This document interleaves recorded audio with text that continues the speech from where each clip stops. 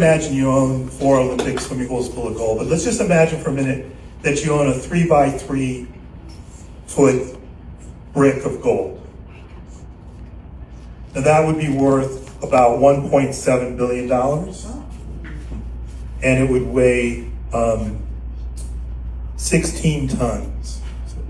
Oh, wow. Now that sounds crazy, and it is a little bit. There was a guy in New York named Castro, I believe. He was an artist, and he put a hunk of gold in Central Park that was 1.5 foot by 1.5 foot by a 1/4 inch thick. Okay. And that was worth $11 million and weighed 410 pounds, and it was art for Central Park. And they had guards, security guards around it all the time. But back, so now you own $1.7 trillion worth of gold, measuring 3 foot by 3 foot by 3 foot. So what do? It weighs 16 tons. You start to shave some gold off.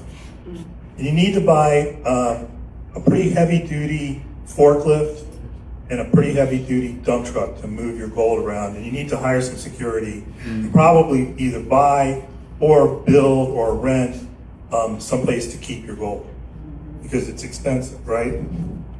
So every time you do that, and every time you have an expense, you're going to be shaving off some of the gold to pay for this. And eventually, over time, the gold will dwindle, although for $1.7 billion, you probably got enough gold to last at least your lifetime, right? Good weekend in Vegas. Yeah. A nice one. And you need the price of the gold to go up and not down, right?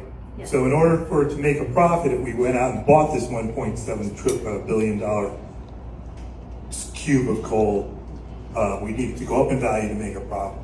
Now, alternatively, we could sell it and we could invest in 25 million shares of Coca-Cola stock. Now, as an investment advisor, I would tell you don't put all your money into Coca-Cola stock, but it's a good stock, good company. I've written a couple articles about the Quincy millionaires. I don't know if anybody's read those, but there's a whole bunch of, it's in my book, hold my book up there, Representative Arnold. Upside down, LOL, go team. There we Yes. go. The Quincy millionaires, I wrote that for Susan Griffin, and it's a good article. It talks about the people that made 32 or 64, something like that, millionaires in Quincy, all from Coca-Cola stock.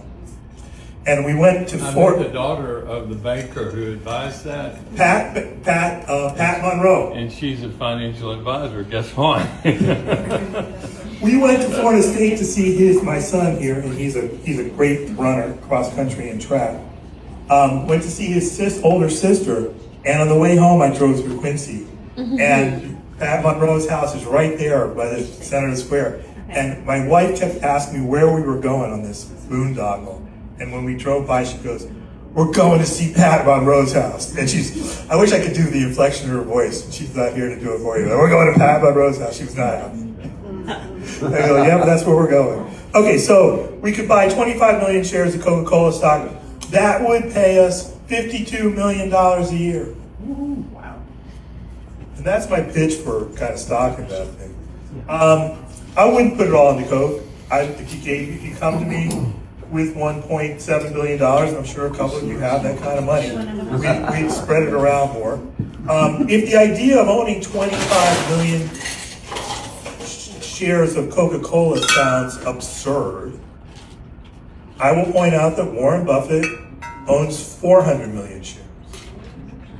And that pays him over $800 million a year, or over $2 million a day in dividends. Now it goes to Berkshire, it's not all his.